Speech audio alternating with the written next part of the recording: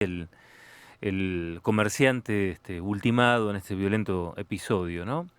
Una legisladora provincial está pidiendo informes al gobierno provincial por el detenido con tobillera, porque digo, eh, acá hay como dos historias, ¿no? Está la de la persona de Chubutense también detenida. Recordamos que hay por lo menos de mínima dos personas más que se está buscando, aunque se Mm. supone que son cuatro, porque había dos conductores de vehículos.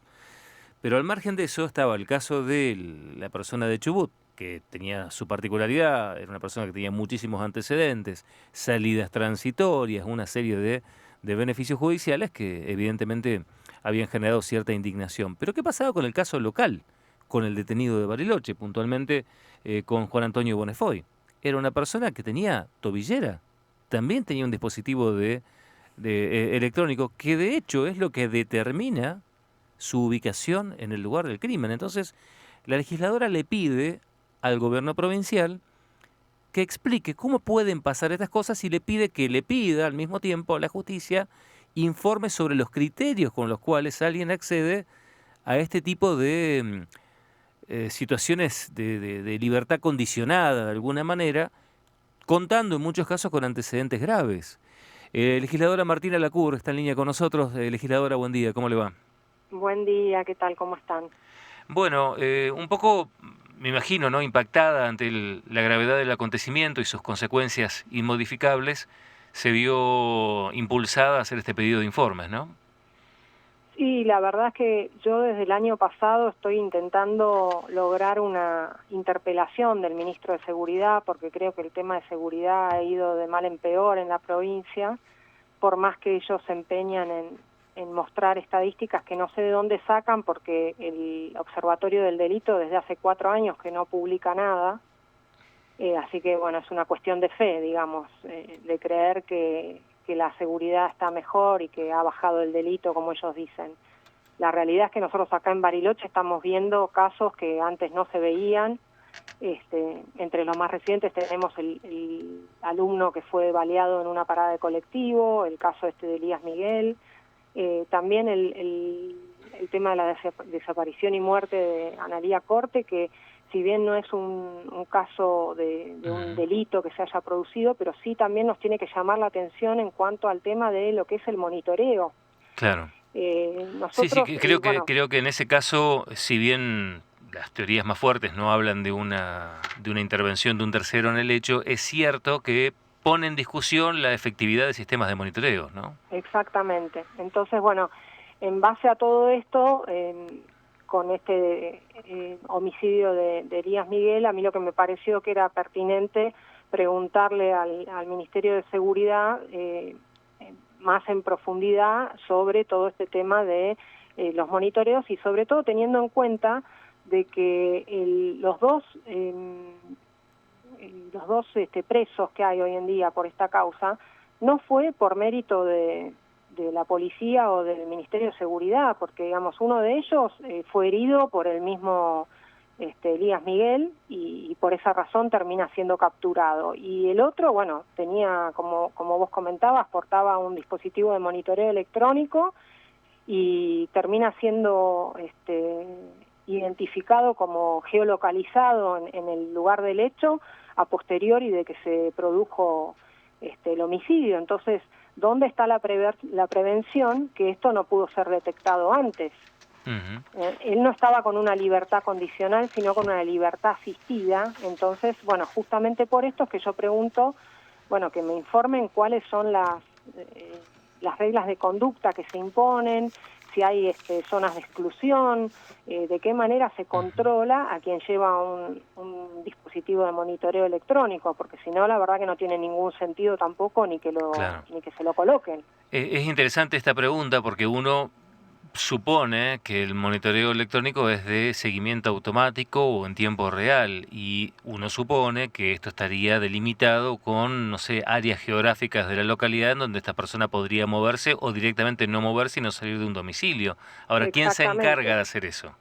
Exactamente. Bueno, tiene que haber un encargado de eso. Eso es todo lo que estoy preguntando en el pedido de informes, quiénes eran los que estaban a cargo hacer este monitoreo y cuáles eran las reglas que tenía ese monitoreo, digamos, si esta persona podía salir de su domicilio y si tenía que avisar antes a dónde iba, bueno, todos esos detalles que desconocemos y que sería bueno también conocer para ver si no hay que revisar todas estas normas y rediseñarlas. Cada vez que se habla de esto, cada vez que se toca esta temática, porque digo, a nadie escapa que 2x3, a veces con episodios por suerte menos graves que este, queda claro que este sistema o este tipo de mecanismos de monitoreo no son efectivos o por lo menos no alejan a sus protagonistas del mundo del delito, ¿no? Que es quizás lo más grave. Y cada vez que se discute esto aparece como...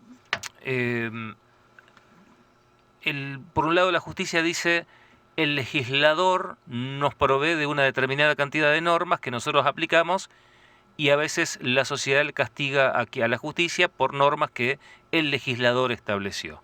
Y al mismo tiempo después está la cuestión práctica, que dicen no habría que poner sistemas de monitoreo porque han demostrado no ser efectivos. Y mirás para atrás y decís no hay lugar en las cárceles, tampoco pueden estar en las comisarías. Digamos, el sistema penitenciario está sobresaturado también, y esta es una verdad comprobable. Entonces, bueno, pero es que ¿dónde nos quedamos? Esa es la excusa que se está poniendo también para enviar a mucha gente a prisión domiciliaria con dispositivos de monitoreo, el tema de la superpoblación carcelaria. Pero tampoco, desde la provincia, se está haciendo una política de ampliar la capacidad de las cárceles. O sea, ha habido una remodelación y ampliación en el penal de Roca, pero más allá de eso no ha habido nada. No hay una política a largo plazo que diga, bueno, vamos a organizarnos de esta forma, estamos yendo camino a resolver la sobrepoblación que tenemos en las cárceles. Y por otro lado, bueno, como decías vos, el hecho de que porte el dispositivo no va a modificar su conducta delictiva, como así tampoco vemos que lo está haciendo la cárcel, ¿no? Porque Bonnefoy estaba a punto de salir ya con la pena cumplida, o sea, no le faltaba nada, ahora en mayo ya iba a estar libre. Claro. Sí, la verdad. Entonces decimos, bueno, pasó 3 años en la cárcel, pero no hubo ningún cambio en su conducta, digamos, va a seguir por el mismo camino por el que venía transitando antes. Entonces, bueno, también vemos que hay una falta de efectividad desde ese punto de vista. Y con respecto al tema de la legislación que vos decías, hay que tener en cuenta que nosotros legislamos normas que son bastante, digamos, amplias, ¿no? Y que el detalle de esa norma siempre es lo que se regula a través del Ejecutivo. Es más, te digo que estuve viendo últimamente que hay una cantidad importante de leyes que están sancionadas y que no se cumplen porque no están reglamentadas. Por ejemplo, el otro día me consultaban por el tema de seguridad privada. Bueno, la ley de seguridad privada, la anterior, fue derogada, reemplazada por una nueva ley, pero como esa nueva ley no está reglamentada, se sigue aplicando la ley que fue derogada. O sea, cosas que son insólitas. Lacour, ¿usted cuándo detectó que no se publicaba lo del Observatorio del Delito? Y ya el año pasado lo informé ya en los fundamentos de mi proyecto para pedir la interpelación del ministro. Claro, Ya porque esto es anterior a lo de Elías Miguel, digamos, ese proyecto es anterior. Sí, no, el tema de seguridad es terrible. Bueno, tenemos un cuestionario preparado de más de 80 preguntas para hacerle al ministro, de todo tipo, ¿no? Todo referido a seguridad y al tema de cómo se equipan y cómo se capacitan los efectivos. Bueno, yo acá en Bariloche puntualmente tengo el pedido de elevación a comisaría de las 2 subcomisarías que están en los extremos de la ciudad, al este y al oeste, que las 2 subcomisarías están atendiendo más de 30 barrios cada una. No pueden, con los recursos que tiene una subcomisaría, hacerse cargo de eso. Claro. O sea, es humanamente imposible. Legisladora, ¿qué tal? La saludo y le consulto. Usted recién mencionaba esto de que a veces aquellos que están cumpliendo una pena terminan y vuelven rápidamente al delito. ¿de qué manera se podría trabajar? Tal vez en otros lugares se hace, digo, ¿de qué manera se podría implementar en la provincia de Río Negro algo para que aquellos que justamente están en la cárcel tengan, no sé, dentro de la cárcel algún taller para poder aprender algún oficio, algunas cuestiones que tengan que ver con la parte psicológica también, como para poder reinsertarse en la sociedad de una mejor manera? Y sí, yo creo que eso es muy importante, que haya talleres de oficios, que haya, que se les vaya enseñando otras maneras de vivir dentro de la ley, pero bueno, lamentablemente igual siempre vamos a tener un porcentaje de delincuentes que no va a revertir su comportamiento, ¿no? Eso es terrible, pero bueno, es real. Claro. Hay gente que nunca se redime, ¿no? Uh-huh. Lacur, esperemos a ver si hay novedades con respecto al pedido de informes. En principio, agradecerle el tiempo que nos ha podido dedicar, ¿eh? No, muchas gracias a ustedes por el interés. Bueno, que ande muy bien, ¿eh? Muy buen día.